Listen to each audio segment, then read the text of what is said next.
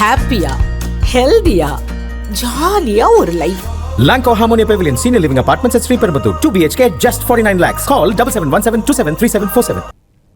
ரயில்வேயில் வேலை வாங்கி தருவதாக கூறி நிலத்தை லஞ்சமாக பெற்ற வழக்கில் ராஷ்டிரிய ஜனதா தள தலைவர் லாலு பிரசாத் யாதவ், அவரது மனைவி ராபரி தேவி, மகன்கள் தேஜப் பிரதாப், தேஜஸ்வி உள்ளிட்டோர் மீது குற்றச்சாட்டுகளை பதிவு செய்த டெல்லி சிறப்பு நீதிமன்றம் கிரிமினல் சிண்டிகேட்டை போல லாலு குடும்பத்தினர் செயல்பட்டனர் என தெரிவித்தது.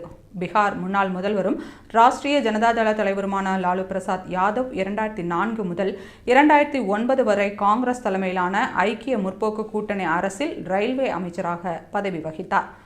அப்போது மத்திய பிரதேசத்தின் ஜபல்பூரை தலைமையிடமாக கொண்டு மேற்கு மத்திய ரயில்வே மண்டலத்தில் வேலை வாங்கி தருவதாக கூறி 100க்கும் மேற்பட்டோரிடம் நிலத்தை லஞ்சமாக பெற்றதாக புகார் எழுந்தது.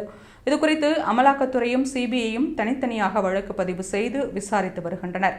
டெல்லி சிறப்பு நீதிமன்றத்தில் இந்த வழக்கு விசாரணை நடக்கும் நிலையில் கடந்த டிசம்பரில் சிபிஐ தாக்கல் செய்த குற்றப்பத்திரிகையில் லஞ்சமாக பெறப்பட்ட நிலங்கள் லாலு பிரசாத் குடும்ப உறுப்பினர்கள் அல்லது அவர்களுக்கு நெருக்கமானவர்களின் பெயர்களில் பினாமி சொத்துக்களாக மாற்றப்பட்டுள்ளதற்கு ஆதாரங்கள் உள்ளன என தெரிவித்திருந்தது.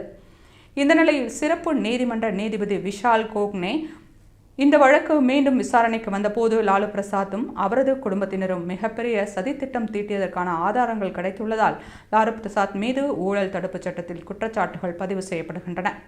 அவரது மனைவியும் பீகார் முன்னாள் முதல்வருமான ராபரி தேவி, மகன்கள் தேஜ் பிரதாப், தேஜஸ்வி, மகள் மிசா பாரதி ஆகியோர் மீது ஏமாற்றுதல் மற்றும் குற்றவியல் சதி பிரிவுகளில் குற்றச்சாட்டுகள் பதிவு செய்யப்படுகின்றன. வேலைக்கு ஈடாக நிலத்தை லஞ்சமாக பெற்றதை சிபிஐயின் குற்றப்பத்திரிகை வலுவாக உறுதிப்படுத்துகிறது.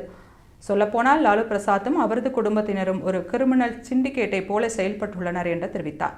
இந்த வழக்கில் 103 பேர் மீது சிபிஐ குற்றப்பத்திரிகை தாக்கல் செய்ததில் 5 பேர் உயிரிழந்த நிலையில் 52 பேரை வழக்கில் இருந்து நீதிமன்றம் விடுவித்தது.